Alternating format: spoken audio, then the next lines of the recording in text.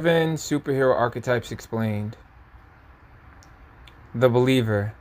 The believer archetype believes he can do anything if he keeps pushing himself. Upon first meeting this character, most view him as loud and obnoxious, especially those of the genius and hothead archetypes.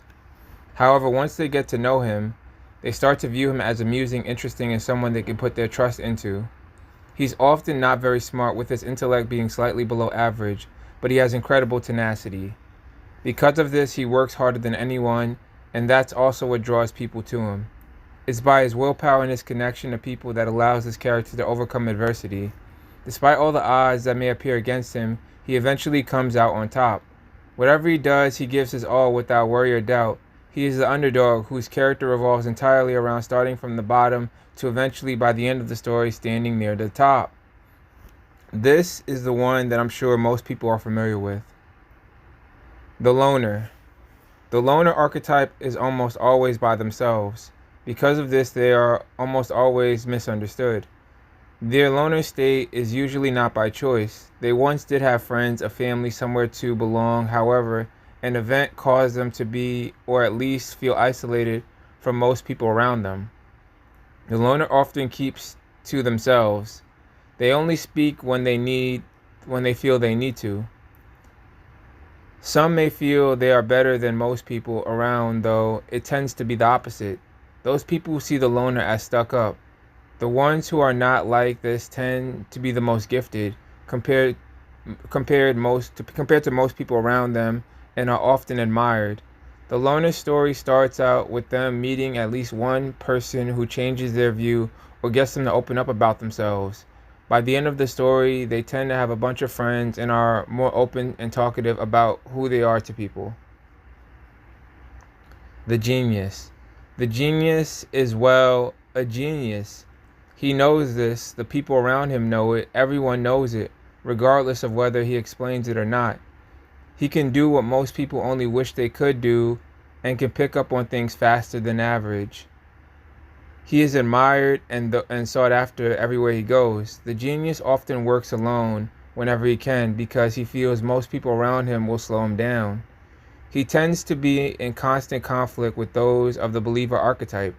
The genius is usually an arrogant prick who feels he is better than everyone else, at least those in his immediate group. However, after a few run-ins with the believer, he changes his view of ordinary people, especially those who are considered to be at the bottom. This causes him to realize that talent can only get you so far, and that we all have things we can improve upon. As a result, he is more open to working with those around him, acknowledging others, and working on his own flaws. The magical girl. The magical girl is a female who just happens to somehow often magically show up in the main protagonist's life. There can be more than one magical girl who shows up over the course of time.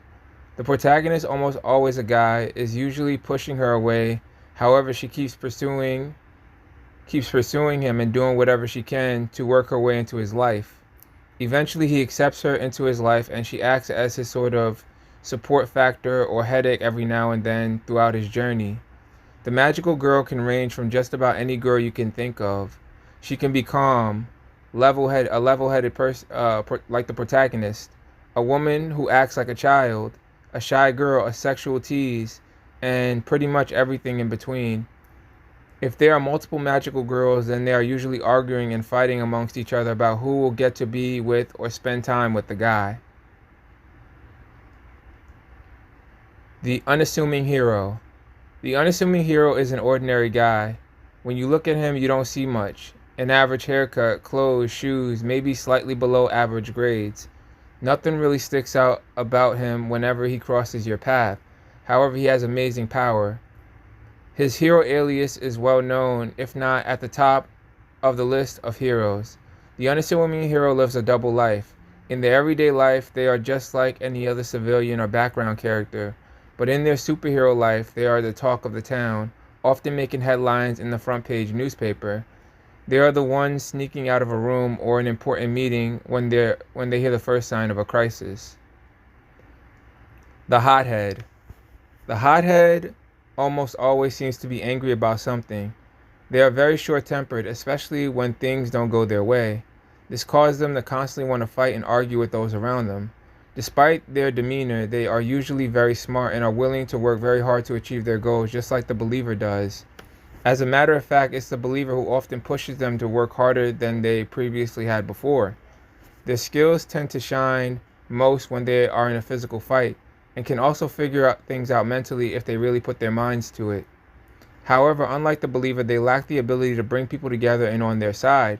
What stops the hothead from progressing as far as they can is usually their quickness to anger and their overconfidence in their abilities.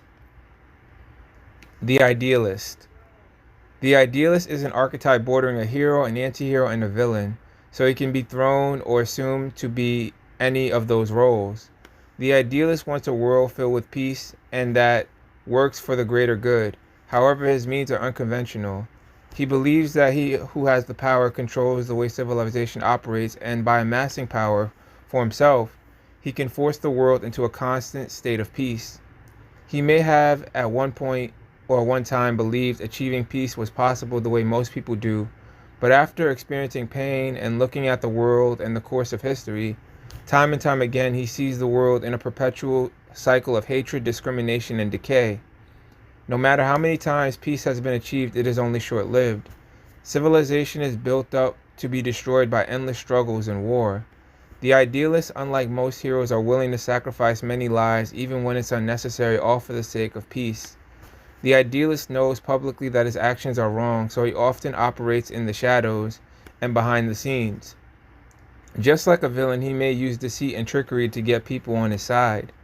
Many people will not like him, but he is still allowed to continue as he is because others understand he too desires peace just as the heroes do. And sometimes it takes a more forceful approach to finally achieve that peace. Whether that peace is eternal or long-lasting remains to be told. And that's it.